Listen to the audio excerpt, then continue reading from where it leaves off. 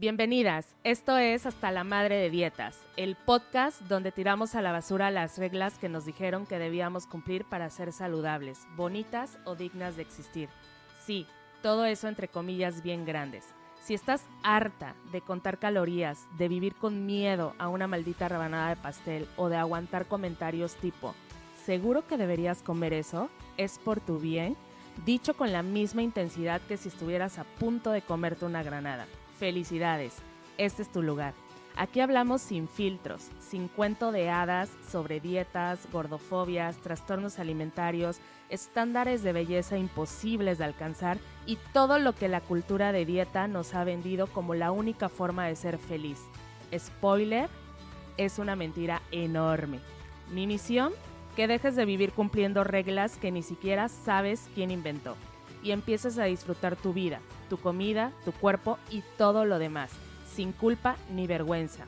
Porque seamos realistas, ya estamos hasta la madre de creer que valemos menos por no caber en una talla 2.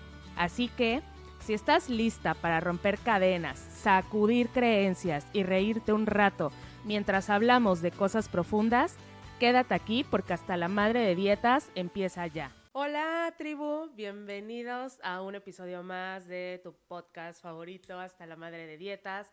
Yo soy tu host Mar, me encanta poder compartir este espacio contigo y pues bueno, ya vamos por el 8º episodio, espero que de verdad ya te hayas podido dar el tiempo de recorrer los episodios pasados, que sean episodios que te estén sumando, por supuesto, que te inviten a cuestionarte, pero lo más importante, que sean episodios que te estén acompañando, ¿ok? Porque ese es uno de los objetivos principales con todo el contenido del podcast. Entonces, pues estoy muy feliz de que hoy podamos estar hablando un ratito más. El tema de hoy es un tema que considero bastante vulnerable. Es un tema de mucha escucha en consulta. Es un tema que al final de cuentas toca muchas heridas que viven muchas personas y sin lugar a duda, pues muchísimos de los pacientes que he podido acompañar en sus procesos, ¿ok? Entonces, si me escuchas un poquito tosiendo o mormada de la voz, pues bueno, vengo casi saliendo de un cuadro de gripa, pero eso no iba a impedir que hoy estuviéramos pues aquí compartiendo el espacio, ¿ok? El episodio de hoy lleva por nombre Es por tu salud, cuando la medicina y las dietas se confunden, ¿ok? Y bueno, justo quería dar el arranque con una frase ejemplo. Seguro te vas a identificar, sobre todo si eres una paciente o un paciente, una persona, perdón, que al asistir a un espacio de consulta médica o nutricional principalmente, no cuentas con ese cuerpo normativo, ¿no? Entonces ya sea, muchas veces ni siquiera necesitas tener un cuerpo gordo visiblemente, sino como el no encajar dentro de esa estética delgada ya hace que tu cuerpo sea un tema, cuando muchas veces no vas a la consulta como por ese tema, ¿no? Entonces, imagina que te duele la garganta y sales de consulta con una dieta, ¿no?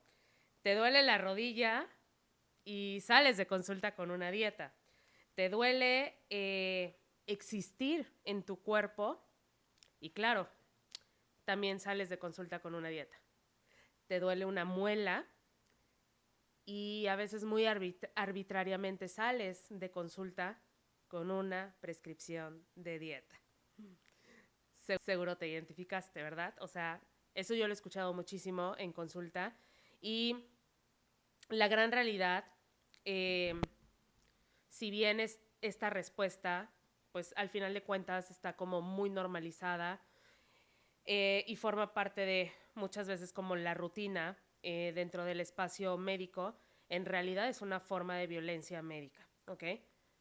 Así como hemos dicho repetidamente que no se opina sobre los cuerpos ajenos, que no se habla sobre el plato ajeno, ¿por qué recibiría yo una recomendación o una prescripción médica sobre algo que no estoy pidiendo o sobre algo que no estoy yendo a evaluar, ¿ok? Entonces, ¿de dónde viene esta constante práctica normalizada? Y es que sabemos, y ya lo he dicho muchas veces, que mucho de lo que, por ejemplo, tan solo en el podcast se ha hablado, que genera como mucho cuestionamiento, ¿no? Genera como a veces hasta enojo, porque es como decir, ¿cómo puedes estar diciendo eso si no tiene nada de malo, ¿no? Me acuerdo con el episodio pasado cuando estábamos hablando de los comentarios que parecen halagos y que nada tienen que ver con halagos, y mucha gente ofendidísima, ¿no? Porque es como, incluso gente propia diciendo, a mí sí me encantaría que me dijeran eso porque elevaría, no sé, mi autoestima y demás, o me ayudaría a vivir más en control. Entonces, pues es terrible porque hemos normalizado tanto que eso es adecuado, que damos las cosas por sentadas, damos las cosas por hecho, ¿ok? Pero esta costumbre de estar haciéndole a los pacientes constantes señalamientos sobre su cuerpo y constante mención sobre el hacer las dietas restrictivas, obviamente tiene raíces profundas en la historia de la medicina moderna, ¿ok? Y te voy a mencionar cuatro puntos principales ahí. El primero es el enfoque biomédico reduccionista, ¿ok? Que asocia la salud únicamente con aquello que puede ser medido.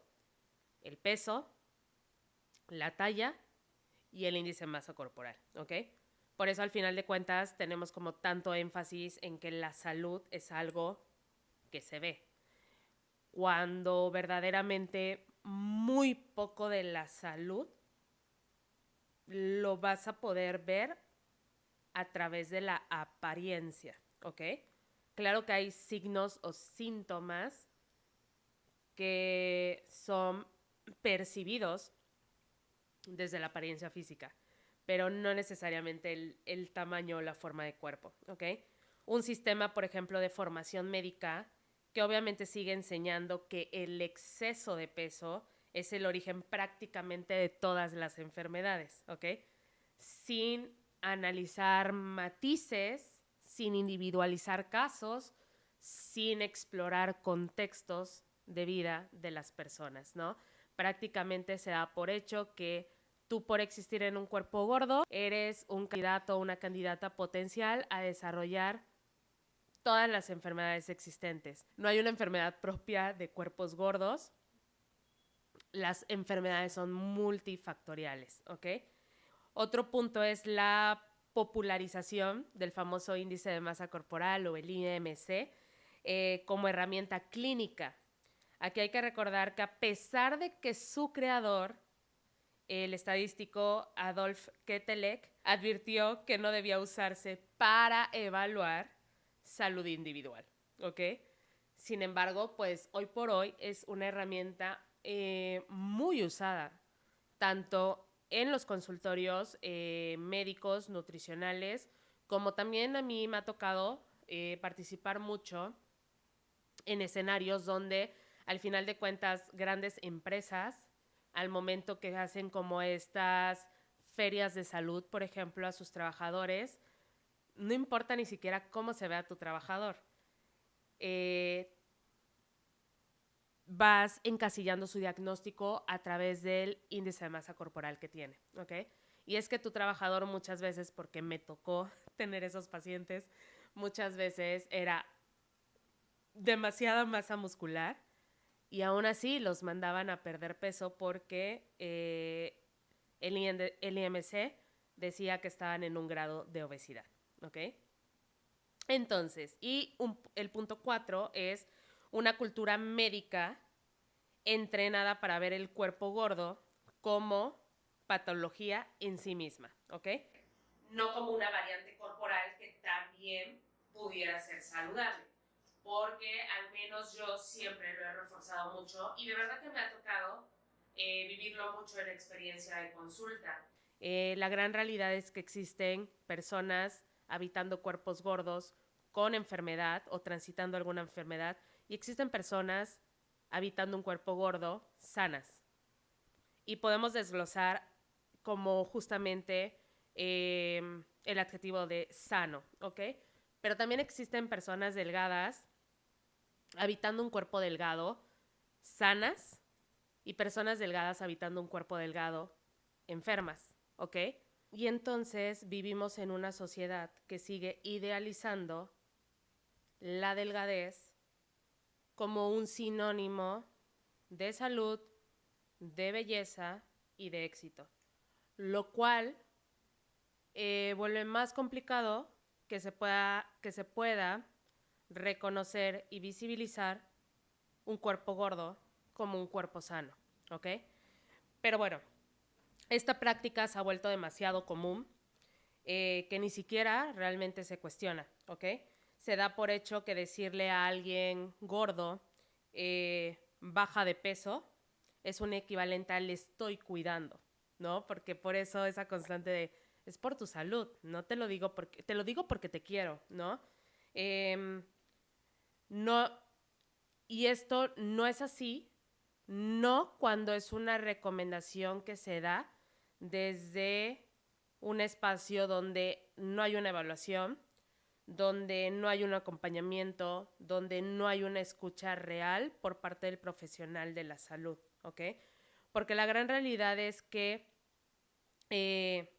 porque si tu cuidado invisibiliza la razón real por la que estoy acudiendo a consulta, no me estás cuidando, me estás culpando, ¿ok? Y es un hecho. Parte de las cosas que me ha tocado escuchar en consulta es, y que también lo he escuchado justamente porque claro que he tenido pacientes médicos y ellos son los primeros como en hablar de todo este foco gordofóbico que se vive dentro de la medicina. Y muchas veces como a un paciente gordo se le ofrece un tiempo mucho más reducido de consulta que a una persona delgada, ¿no? Imaginan que van una persona delgada y una persona gorda con el mismo diagnóstico y vamos a suponer que el diagnóstico es un problema de colesterol y triglicéridos elevados. El paciente gordo va a salir de la consulta prácticamente sin una evaluación más a fondo y con una prescripción médica de tienes que dejar de comer probablemente algún grupo de alimentos y tienes que hacer dieta y te tienes que empezar a mover. Mientras que a la persona delgada generalmente se le puede decir algo como no te preocupes, modificando un poco tus hábitos, procura dormir mejor, come bien, vas a estar bien. ¿Por qué no decir lo mismo a la otra persona? ¿No? Porque al final de cuentas también desde esta estigmatización damos por hecho que la persona gorda está gorda porque quiere. En fin, entonces, ¿qué es la violencia médica y por qué casi nadie la nombra? Te voy a dar como una definición que justo tengo aquí a la mano. La violencia médica es una forma de maltrato institucional que ocurre cuando un profesional de la salud ejerce su rol desde el poder, el juicio, la omisión o el castigo, disfrazado de cuidado o de intervención médica. Y en el caso de cuerpos gordos, esta violencia está tan normalizada que ni siquiera se percibe como tal, ¿ok? ¿Por qué no se nombra? Realmente porque es un sistema que así nos enseñó a practicar, ¿ok? Enseñó que todo lo que ven, y aparte también es un sistema que nos ha enseñado que todo lo que venga de la bata blanca es incuestionable. Porque nos dijeron que si te duele, si te incomoda o si te avergüenza, es por tu bien, ¿ok? Afortunadamente hoy en día sabemos, ¿no? Que aunque no es tan rápido como quisiéramos, pero se empiezan obviamente a abrir estos espacios donde cuestionamos y donde obviamente nombramos los hechos de no, eso no es normal. Es que el médico me dijo, pues sí, pero nadie puede de alguna manera conocer mejor tu cuerpo que tú mismo, ¿no? Y al final de cuentas el médico podrá ser una eminencia, porque muchas veces las grandes eminencias son las que desde ese poder asumen ese poder y entonces violentan más a los pacientes, ¿no? Entonces, no, es como decir que el conocimiento, que el poder que puedas tener como especialista no te nuble la empatía, ¿ok?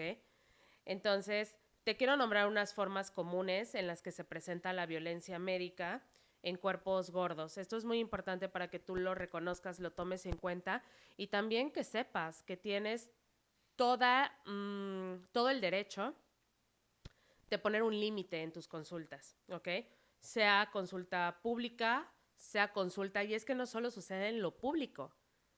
En lo privado no tienes idea las historias que yo he escuchado de violencia en escenarios privados donde tú pagas por ello. Y aún así sales muchas veces con el autoestima pisoteada, ¿ok? Entonces, dentro de las formas comunes donde se va a ver la violencia, el punto 1 es la reducción diagnóstica al peso corporal. El síntoma que presentes se atribuye automáticamente a tu cuerpo. No importa si es dolor de cabeza, si me duele el diente derecho, si traigo un zumbido en el oído, si me están saliendo unas manchas en las uñas. Tienes dolor de espalda, es por tu peso. Te duele la rodilla, baja de peso y se te va a quitar. Tienes fatiga crónica, es por tu exceso de peso. Este enfoque descarta otras causas reales y retrasa diagnósticos críticos. Sí me ha tocado la experiencia de acompañar a pacientes con enfermedades, digamos, crónicas o enfermedades más severas que pudieron atenderse con muchísimo más antelación. Y no fue así porque al final de cuentas cada vez que estos pacientes llegaban a la consulta presentando los síntomas, todo se reducía a que el problema era el peso. Tienes que bajar de peso, tienes que bajar de peso, tienes que bajar de peso. Entonces, por eso justo es cuando hablamos y decimos el gran problema del enfoque centrado en el peso. Porque no te centras en la persona, te centras en el tamaño de cuerpo que tiene esa persona. Y si yo solo soy capaz de ver el tamaño de cuerpo que tiene esa persona, voy a ser incapaz, no voy a tener la capacidad de poder diagnosticar a esa persona. ¿Por qué? Porque solo estoy juzgando cómo se ve esa persona, ¿ok? El segundo punto es la negación de tratamientos hasta que bajes de peso. No saben qué coraje hago yo en los momentos de consulta cuando me toca escuchar estas historias. Muchos pacientes reportan que se les niega justamente cirugías, tratamientos o derivaciones hasta que no cumplan con cierta pérdida de peso. Lenguajes como para el próximo mes tienes que haber perdido 5 kilos menos, si no, la verdad, ni vengas a la consulta. Me ha tocado mucho en ocasiones pacientes con síndrome ovario poliquístico que los médicos les dicen no te voy a dar ningún tratamiento hasta que no pierdas al menos tanta cantidad de kilos. Y es como de cómo puede haber tanta arbitrariedad en la práctica que de verdad justamente le puedes llegar a negar a alguien el poder tener un tratamiento digno para mejorar su calidad de vida. Uf, no deberían de estar practicando esos médicos, pero bueno, esto no es cuidado, no estás cuidando a nadie, el médico no te está cuidando, ¿ok? No es cuidado, es condicionar la atención a la delgadez. Y ese retraso en el tratamiento puede empeorar una condición que pudo, como ya mencioné, abordarse mucho antes. El tercer punto son los comentarios culpabilizantes disfrazados de recomendaciones. Algunas frases que seguramente te ha tocado escuchar como todo se solucionaría si bajaras 10 kilos. ¿Cómo quieres sentirte bien si sigues comiendo así? Y muchas veces ni siquiera te preguntan cómo comes. ¿no? ¿No te ha pasado que de repente te dicen, tienes que dejar de comer tanto pan, tienes que dejar de tomar tanto refresco? Pero nunca te preguntó siquiera si comías pan o te gustaba el pan. Nunca te preguntó siquiera si tomabas refresco, cuánto refresco tomabas, cada cuánto lo tomabas. Asumió tus hábitos de alimentación, no porque tuviera mucha inteligencia el médico, no. Lo asume con base a su prejuicio hacia el cuerpo, ¿ok? ¿Te has visto en el espejo? ¿De verdad crees que estás sana? Estas frases, al final de cuentas, son violencia verbal y emocional, aunque se digan como con un tono amable o bajo preocupación. Y muchas veces ni siquiera existe el tono amable, ¿ok? Verdaderamente yo he escuchado muchos testimonios donde la forma de comunicación médica es, como la palabra que estamos trabajando, violenta, ¿ok? El cuarto punto es la invisibilización del dolor físico y emocional. El dolor de una persona gorda muchas veces no se toma en serio o se minimiza como si fuera parte normal de su cuerpo. Y no, el cuerpo gordo también duele, también enferma, también merece alivio sin condiciones. Y no duele porque sea gordo, no duele porque tenga gran tamaño. El número 5 son recomendaciones no individualizadas. Cuando se prescribe una dieta restrictiva, un menú genérico o una rutina de ejercicios de alto impacto sin evaluar contexto de vida, estado emocional y mental del paciente, antecedentes, entorno, esa es una verdadera forma de intervención que deshumaniza, ¿ok? ¿Y por qué duele más cuando viene desde la salud?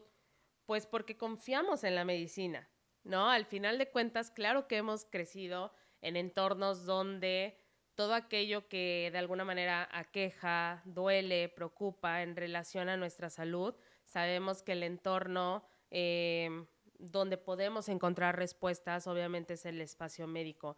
Y el saber que vas como con toda esa confianza a esos espacios, a tratar de ser escuchada o escuchado, a que se te explique muchas veces como el diagnóstico y que salgas de ahí de alguna manera regañado, violentado, amenazado muchas veces, ¿no? Porque el hecho de que justamente te condicionen el tratamiento de que si no pierdes peso entonces no te voy a dar nada, pues justamente es como una amenaza, ¿no?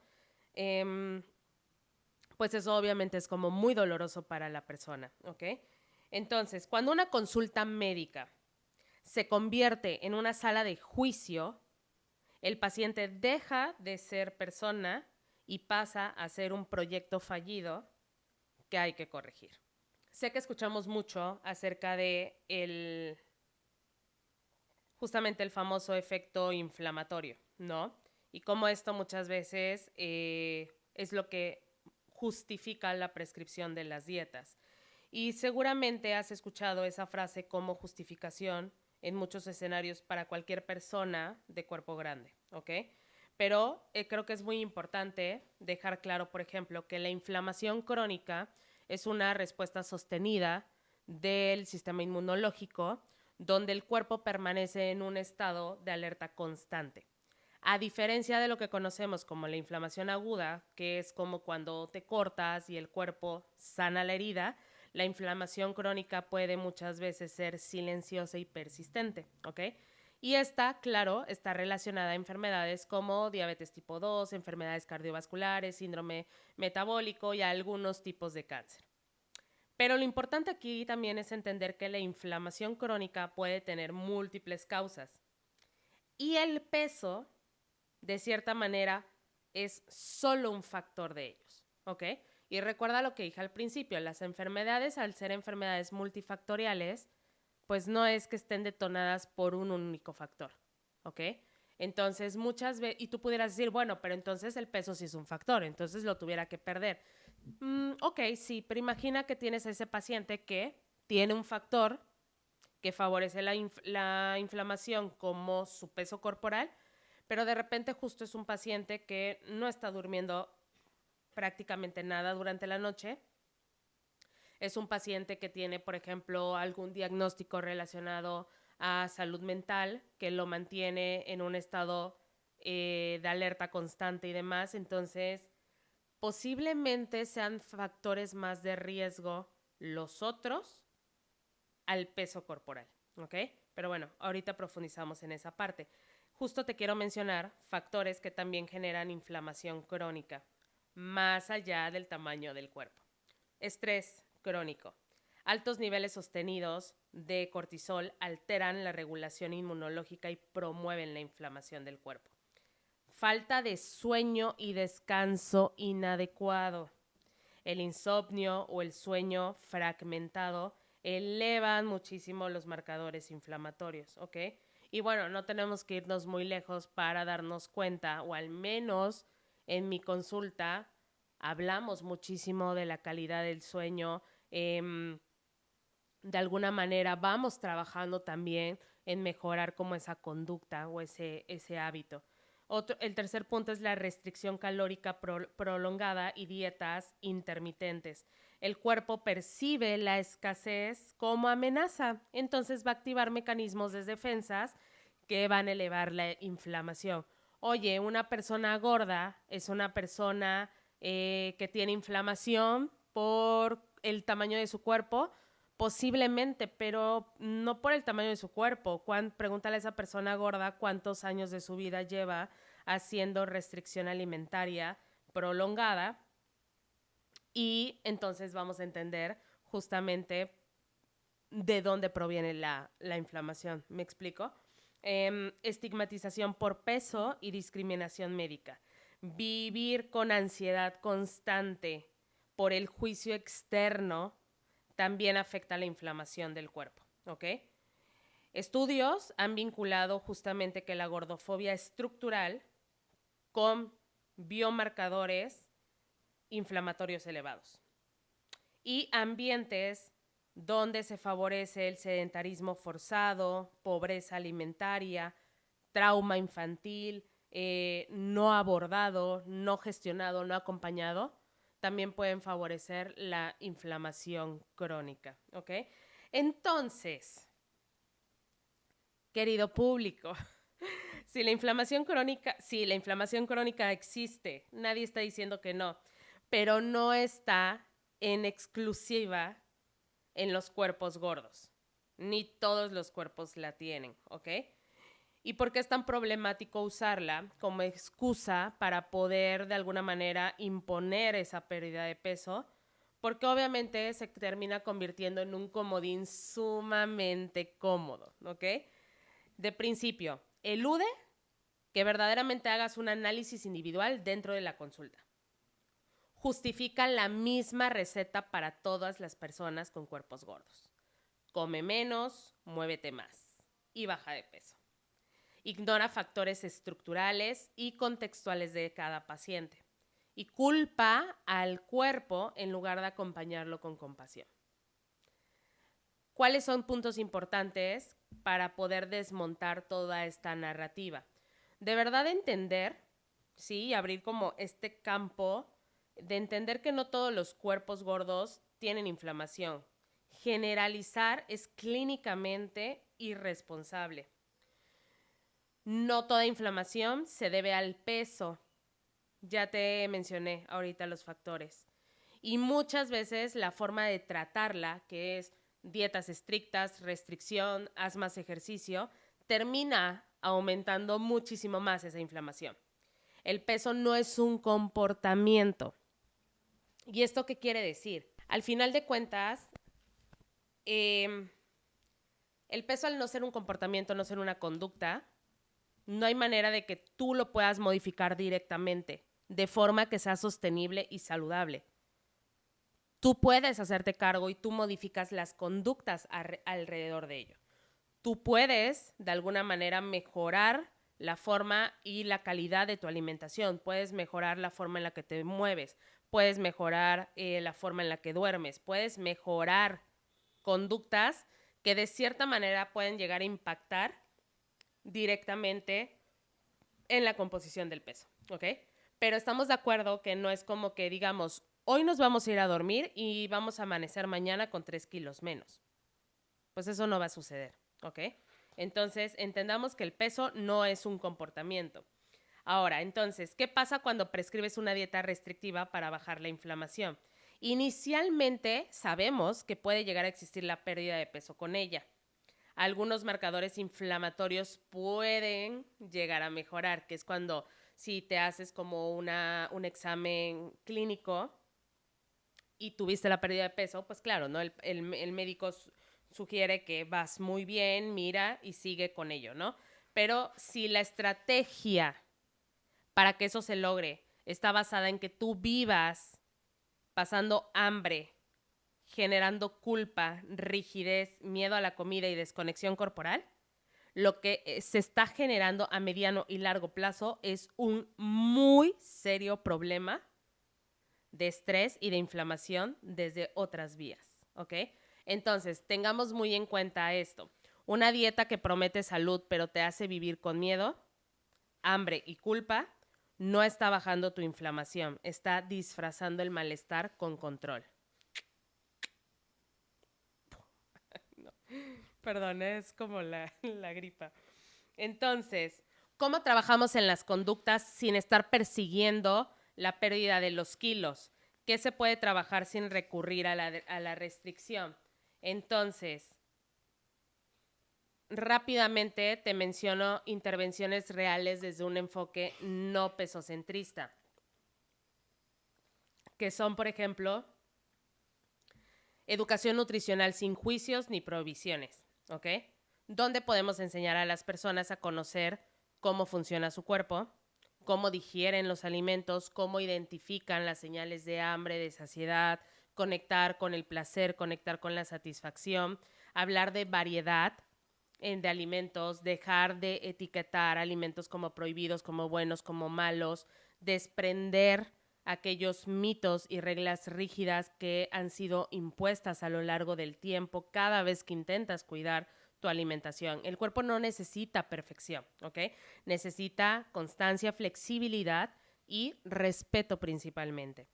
Regular, enseñamos también de repente si existe una forma en que puedas tener una mejor regulación de tus ingestas alimentarias para poder estabilizar también la energía y el hambre.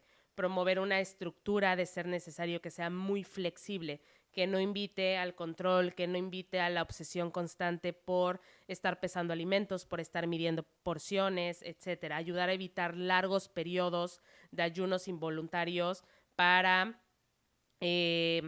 disminuir el tema de la ansiedad principalmente, ¿ok? Esto muchas veces lo que genera es que aumenten los atracones y la desconexión con el cuerpo. Mejorar, como ya mencioné, la calidad de sueño y reducir el estrés.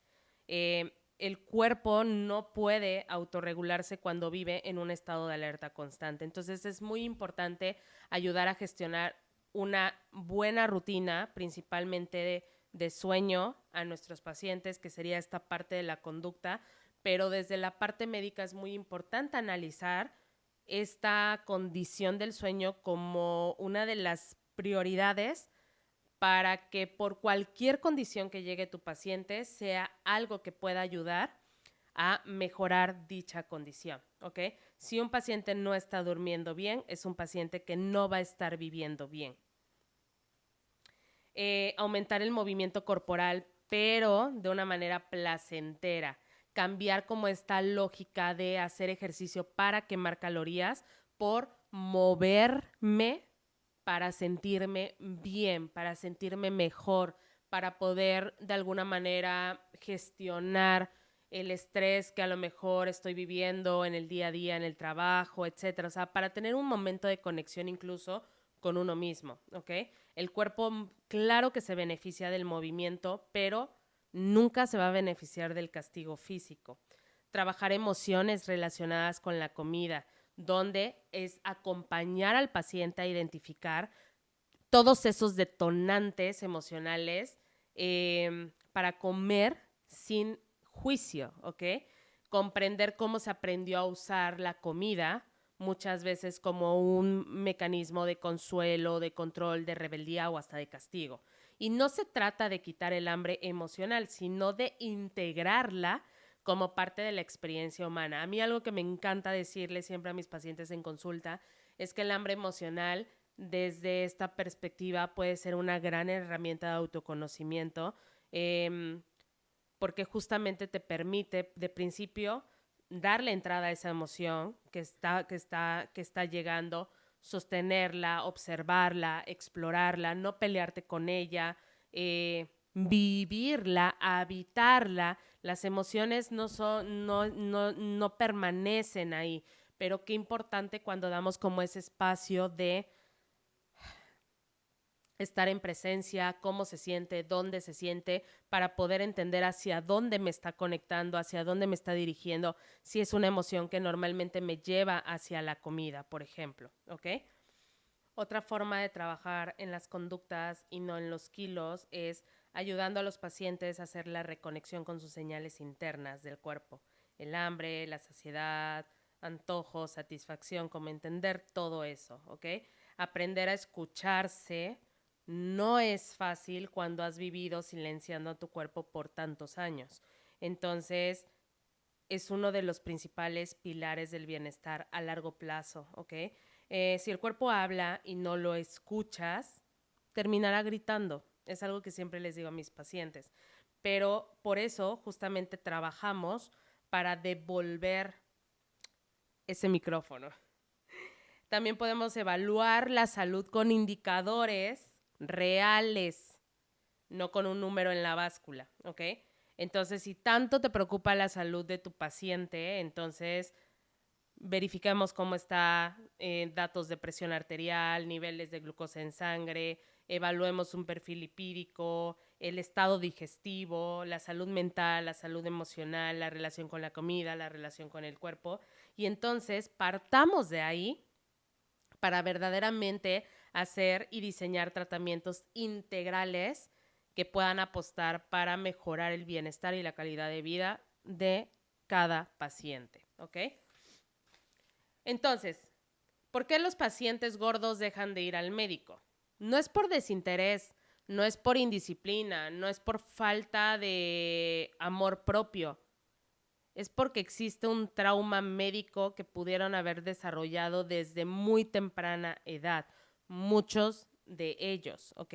Y si no lo desarrollaste a muy temprana edad, el trauma tampoco es algo que tiene que ser tejido por mucho tiempo. Podemos vivir experiencias traumáticas de un momento.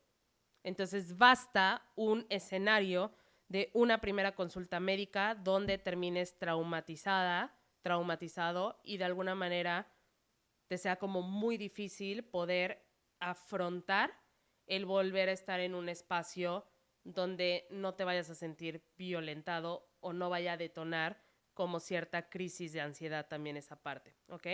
¿Qué esperan muchas veces las personas cuando entran a consulta y por qué de alguna manera se cansan de estar buscando esa parte? Porque al final de cuentas saben que van directo a la báscula prácticamente sin tomar su opinión en cuenta. Van a recibir comentarios no solicitados sobre su cuerpo, una recomendación de una dieta muy genérica que ignora motivo real de la consulta y el gesto médico que ya decidió lo que tienes muchas veces sin escucharte. Y esos casos sí los he visto muchas veces donde dan diagnóstico. Trabajo mucho también, ¿no? Ya he dicho el tema de resistencia a la insulina y como muchas veces dicen, no, por tu peso seguro tienes resistencia a la insulina, te voy a dar metformina. Y salen con la receta de metformina. ¿Dónde está el diagnóstico? ¿Se dan cuenta? Qué salvaje, qué salvaje manera de practicar. Entonces, ¿qué consecuencias tiene esta violencia médica? Bueno, 1, diagnósticos tardíos o ausentes, ¿ok? Muchas condiciones de salud, como ya mencioné, que pudieron detectarse a tiempo, llegan con un diagnóstico mucho tiempo después y en ocasiones demasiado agravado y en ocasiones donde posiblemente ya no se pueda hacer mucho por el paciente. 2, enfermedades silenciosas no tratadas, hipertensión, apnea de sueño, problemas hormonales, infecciones crónicas. Todas estas y muchas más pueden pasar muchas veces desapercibidas si el paciente nunca se siente seguro para explorar su sintomatología con el profesional de la salud, ¿ok? Aumento de la desconfianza hacia el sistema de salud. Después de varias consultas donde se genera esa frustración, el sistema médico deja de ser un recurso y se convierte en una amenaza emocional. Y la gran realidad es que hoy en día quienes vemos el lado emocional es que mm, es demasiado necesario como proteger ese espacio en ti. Entonces eso hace que por mi salud emocional busco no exponerme. Y al no exponerme, al final de cuentas tampoco es que esté dando paso a mejorar quizás esos síntomas de salud que vengo teniendo, ¿ok? Aislamiento y autogestión riesgosa. Generalmente son personas que comienzan a automedicarse o usando soluciones alternativas sin acompañamiento profesional o evitando controles preventivos que podrían llegar a salvarles la vida, ¿ok? Este abandono no es una negligencia personal, es resultado y consecuencia de un sistema que ha sido negligente con estas personas, ¿ok? Entonces, aquí te quiero añadir como esta pequeña reflexión. Cuando tu historial clínico se reduce a un número en la báscula, pierdes la confianza. Cuando te han tratado como un proyecto fallido más de una vez, empiezas a dudar de si mereces atención. Y cuando ir al médico duele más que el síntoma, sí, claramente vas a evitarlo. ¿Qué puede hacer el paciente y qué debería de cambiar el sistema? Primero, como paciente, que sepas que si has vivido estas experiencias, te mando un fuerte, fuerte, fuerte abrazo. Decirte que es muy lamentable y que has vivido espacios y escenarios de los cuales no eres merecedor, ¿ok? Pero tienes derecho a ser tratado con respeto, que se te evalúe más allá del peso, a preguntar, a cuestionar, a pedir explicaciones, no permitir que tu cuerpo sea tema de conversación sin tu consentimiento. Tienes derecho a no ser pesado en la consulta y si es demasiado necesario que seas pesado en la consulta, tienes derecho a pedir no saber cuánto pesas, ¿ok? No todo debería de recaer en el paciente. La medicina tiene una deuda bastante ética.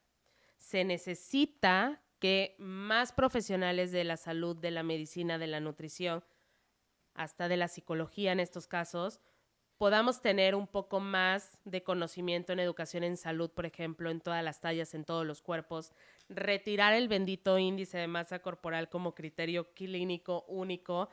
Ya eso es demasiado absurdo dentro de nuestra práctica. Hacer escucha activa y compasiva, integración de salud emocional como parte del abordaje clínico, pero antes de integrarlo como abordaje clínico, meramente como profesionales de la salud, sí tenemos que hacernos cargo más de nuestra propia salud emocional y mental, porque no nos olvidemos que más allá de ser médicos, más allá de ser nutriólogos, más allá de ser psicólogos, somos seres humanos. También estamos teniendo una vida detrás del espacio de consulta, también estamos transitando nuestros propios problemas, también estamos viviendo experiencias quizás muy